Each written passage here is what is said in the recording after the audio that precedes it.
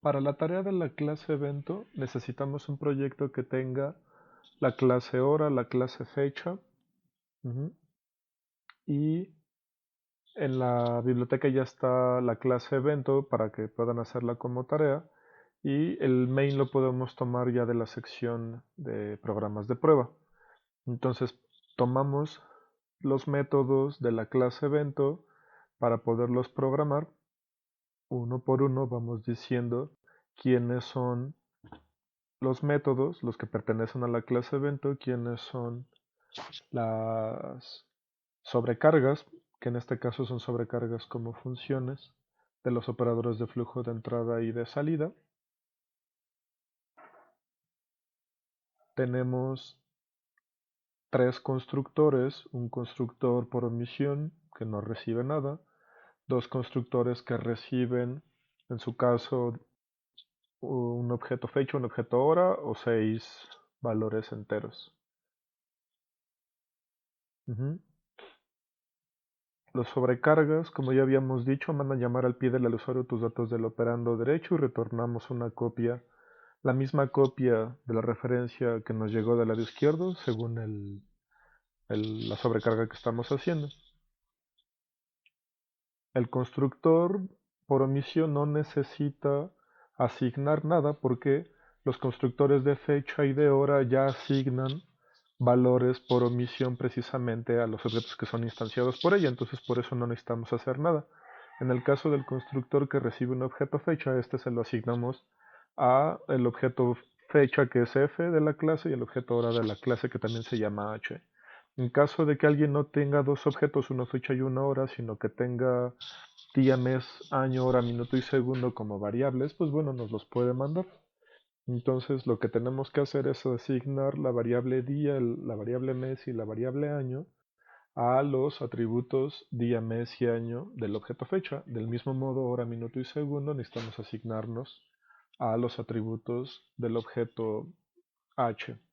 Entonces lo que hacemos es modifica tu día del objeto f, modifica tu mes del objeto f, modifica tu año del objeto f precisamente con los atributos, los valores día, mes y año que llegaron como argumentos.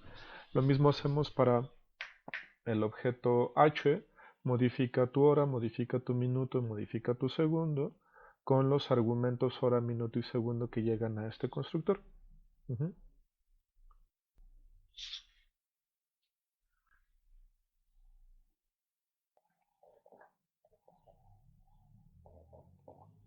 Nuestro destructor solo muestra el mensaje objeto destruido y como no queremos estar viendo constantemente este mensaje, lo comentamos.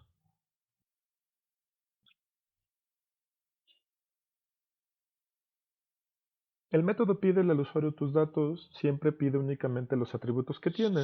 Nuestra clase únicamente tiene un atributo fecha, un atributo hora. Entonces mandamos llamar al pídele al usuario tus datos de f, al pídele al usuario tus datos de h. Ujú.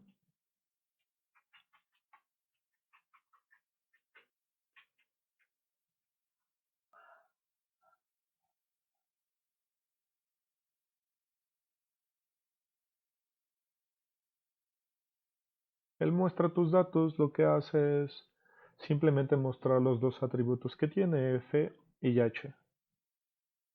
Ahora bien, gracias a que tenemos las sobrecargas de los operadores de flujo de entrada y salida en las clases respectivamente fecha y hora, nosotros podemos simplemente decir cout f, cout h, y lo mismo pudimos haber hecho en pie del usuario tus datos, haber escrito cindis flecha f y cindis flecha h.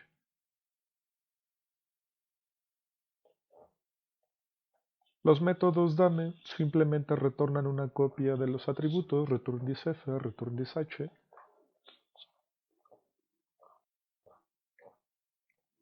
y los métodos modifica asignan el argumento que llegó al atributo de la clase, disF igual a f, disH igual a h. Bien, entonces como podemos ver nuestro programa corre, lo que estamos viendo es cómo son instanciados los objetos evento, respectivamente evento 1 con los valores de h1, f1, el evento 2 con los valores de f2, h2. El evento 3 es el que está instanciado con el constructor que recibe 6 argumentos, 6, 4, 20, 28, 9, 10. Podemos ver que esos son los que tiene. Y el evento 4 es el que está instanciado con los valores por omisión que le pone el constructor, que como vimos no manda llamar a nadie y son los mismos, ¿no?, que están en evento 1. El siguiente ejemplo que podemos ver, yo les propongo que los pudieran probar con una fecha incorrecta y una hora correcta, para que puedan darse cuenta que gracias a que ya están diseñadas y además implementadas con un verifica datos, la clase fecha y la clase hora no lo permiten. Entonces aquí damos día, mes y año incorrecto, podemos ver que no lo permite, la hora es correcta, entonces sí lo permite. Segundo ejemplo es que pudiéramos ingresar una fecha correcta, un día, un mes, un año correctos, y que ingresáramos una hora incorrecta, una hora que no existe, un minuto que no existe, un segundo que no existe y viéramos, ¿no?, que la fecha nos la permite guardar correctamente y la hora, el verifica, no lo permite. El último ejemplo es simplemente ingresar una fecha y una hora correctas y ver simplemente que todo es correcto. Y por último, lo único que estoy mostrando en ese programa de prueba es el uso de modifica tu F, modifica tu H, no nada más para que vieran que podemos enviar lo que hay en el contenido de F2 a H2. Ujú. En el caso de F1 H1 intercalados. En el caso del evento 3, lo que quisiera que vieran es cómo estoy mostrando el uso de dame tu F, dame tu H. Ahora bien, por último, y esto es la última anotación que está en Blackboard, esta nomenclatura que pueden notar es muy común en la programación orientada a objetos. Nosotros sabemos que los objetos tipo evento tienen como atributo un objeto fecha, un objeto h. Con dame tu f lo que estamos haciendo es pedir una copia de ese objeto f y ese objeto retornado tiene su propio método dame tu día. A ese es al que le estamos pidiendo el día. Nosotros en español leemos de izquierda a derecha, no olviden que esto es de derecha a izquierda, entonces en realidad lo que estamos haciendo es pedir el método dame tu mes al objeto f que retorne 1, dame tu año al objeto f que retorne 3. Lo mismo ocurre con los objetos hora.